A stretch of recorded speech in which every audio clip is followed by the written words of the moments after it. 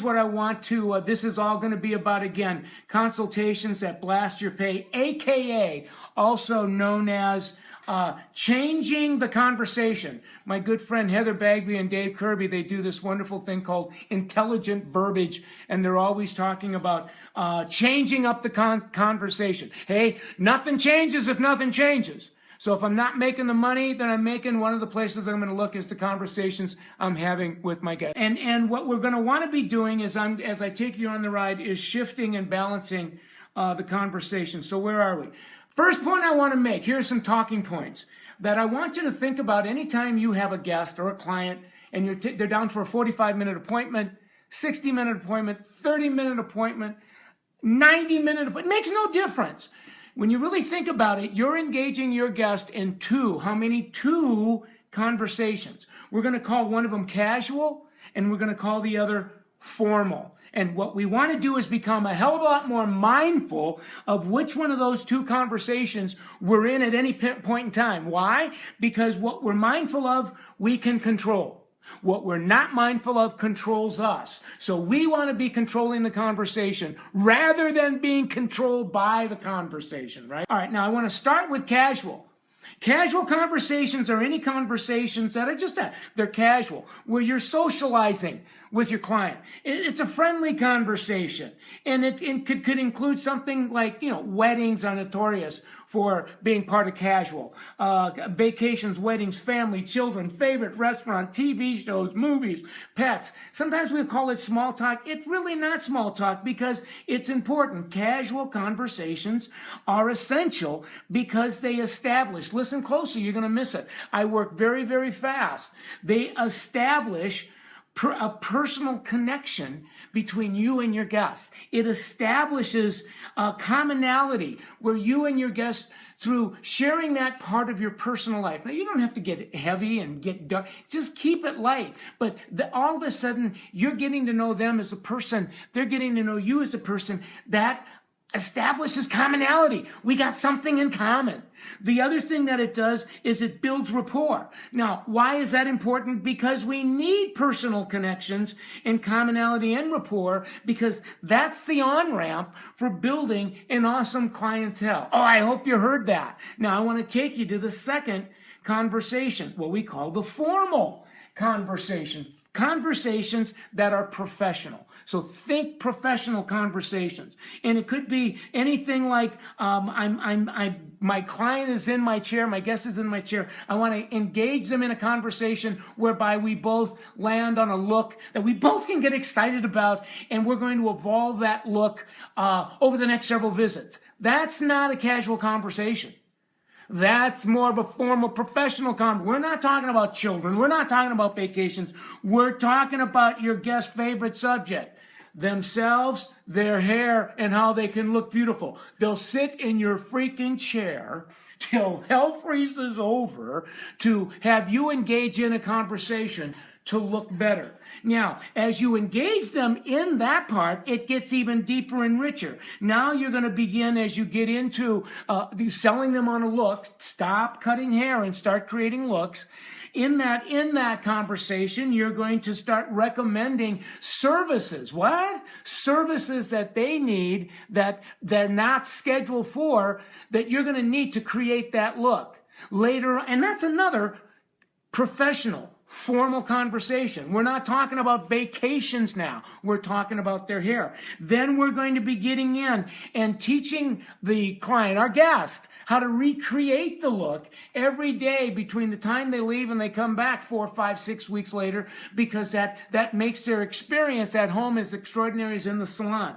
The other, and again, that's a formal conversation. That's not casual. There's an intensity in that. You're teaching them.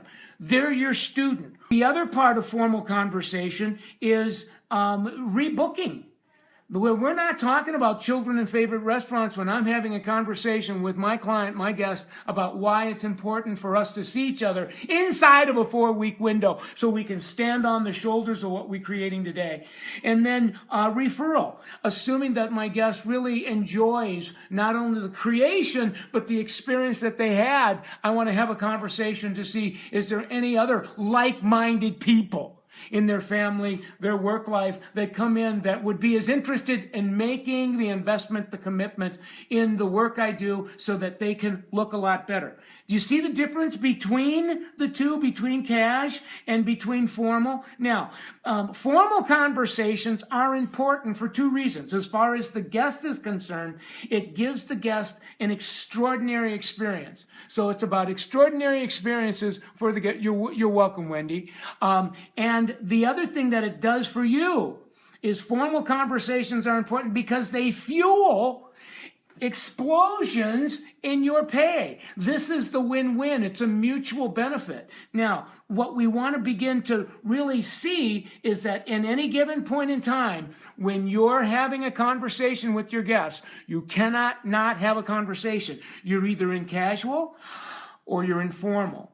And this next idea is about helping you to balance the two. And I want to give you the first of many warnings. Warning! Red alert, baby. Listen closely. Too much of a casual conversation, too much casualness leads to casualty. So you want to be casual enough to be friendly. I call it being client friendly, being guest friendly without befriending your client. There's a big difference between being guest client friendly, which you want to do. That's part of the casual, social, personal, interpersonal part of the ride. But the minute you befriend them, the game changes. All of a sudden, you start feeling creepy having professional conversations or formal conversations because those are the conversations that require your guest, your client, to spend more money. Which brings me to show me someone that has two price lists. So, or I should say, show me someone that has been befriending their guests. Over time, over the years, I'll show you someone that has two price lists. Two price lists. If show me someone that's befriending clients rather than being friendly, I'll show you two price lists. They got the price list they got the prices that they charge their friends who used to be their clients, and they've got the price list of clients that they haven't befriended yet. So you see the difference? And so what will happen over time is the second cautionary, red alert, baby. Red alert that if you're not careful, you will accidentally fall into this dilemma where you've got a bigger need to make friends, a bigger need to be liked, a bigger need to be casual than you do to make money. And then you'll get to a place. This is the third cautionary.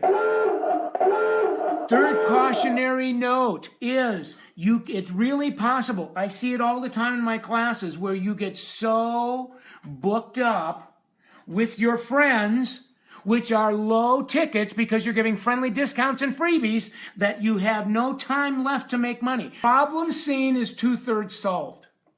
So just seeing this and beginning to see the implications of this, it gets us ready to do something about it. Now, the other third is not a cakewalk. It takes courage. We need to have the willingness to disobey the fear, to go in and, I call it pulling the turds out of the punch bowl, right? I just love this visual because it really takes the formal and the casual and it puts it in a little scale, a little continuum, so that every client you do, every relationship you can say to yourself, okay, where am I with this relationship? Am I over here where I've got, I'm doing very little, if any, formal, because when I'm formal, it's feeling creepy, and all of my time is in casual. And that if I do that too often, I'm going to get myself in a bunch. And so what we want to begin doing is pivoting. This is what we call changing the conversation. Pivoting, and where we're beginning to step out, where more of our time is spent in formal and we're spending a little less time on casual. Now, it doesn't have to be all or nothing. You don't have to go from this place all the way over here, and I would suggest you don't, because especially if you're a long timer, you're going to freak out your clients, your guests. But we can begin to shift and change the conversation. As a matter of fact, next week when we get together, I'm going to be talking about giving you some scripts, and I'll start demonstrating what would that look like if you were going to start pivoting